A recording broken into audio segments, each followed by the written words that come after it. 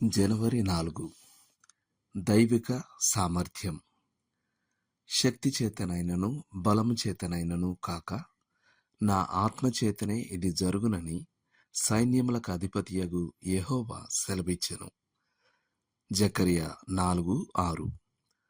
ప్రభు యొక్క కార్యము మానవ ప్రజ్ఞ మరియు శక్తి చేత కాక పరిశుద్ధాత్మ చేతనే కొనసాగుతుంది అనే ప్రాముఖ్యమైన సత్యాన్ని ఈ వాక్యము స్థిరపరుస్తున్నది. యెరికో పట్టణాన్ని స్వాధీనం చేసుకున్నప్పుడు మనం దీనిని చూస్తాం. ఇశ్రాయేలీయుల ఆయుధ బలము ఆ ప్రాకారములను కూల్చివేయలేదు. యాజకులు 7 సార్లు బూరలు ఊదినప్పుడు ప్రభువే ఆ పట్టణాన్ని వారి చేతికి అప్పగించాడు. ఒకవేళ అది గొప్ప సైన్యం మీద ఆధారపడి ఉంటే గిద్యోను మిద్యానీయులను ఎన్నటికీ ఓడించి ఉండేవాడు కాదు. ఎందుకంటే అతని సైన్యం 300 మందికి తగ్గించబడింది మరియు వారి అసాధారణమైన ఆయుధాలు లోపల దివిటీలున్న మట్టి కుండలు మాత్రమే.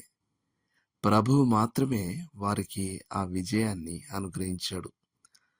మానవ బలం గాని శక్తి గాని బలిపీఠాన్ని మండించగలదనే ఏ చిన్న అవకాశాన్నైనా ఏలియా ఉద్దేశపూర్వకంగా తొలగించాడు. దానిపై 12 కుండల నీళ్లు పోయడం ద్వారా అగ్ని దిగివచ్చినప్పుడు దాని దైవిక మూలాన్ని గూర్చి ఎటువంటి సందేహానికి తావులేకపోయింది. మానవ ప్రజ్ఞకే వదిలేస్తే శిష్యులు రాత్రంతా చేపలు పట్టినా ఒక్కటి పట్టుకోలేకపోయారు. సేవలో నిజమైన ఫలం కొరకు వారు తన వైపే చూడాలని ప్రభువు వారికి చూపించడానికి అది ఒక అవకాశాన్ని ఇచ్చింది.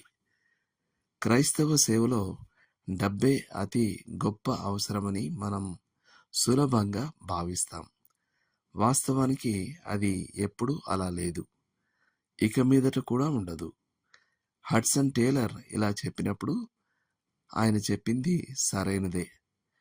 మనం భయపడవలసింది తక్కువ డబ్బుకు కాదు గాని ప్రతిష్ఠించబడని ఎక్కువ డబ్బుకు.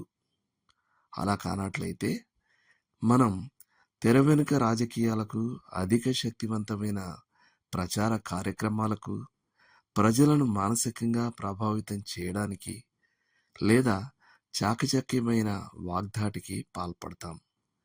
ఇవే విజయానికి తాళపు చెవులు అని వ్యర్థంగా భావిస్తూ మనం భారీ నిర్మాణ కార్యక్రమాలలో మరియు సంస్థాగత సామ్రాజ్య నిర్మాణంలో పాల్గొంటాం.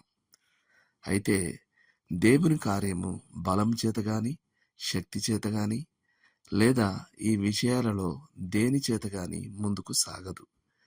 అది ప్రభు యొక్క ఆత్మచేతనే సాధ్యం.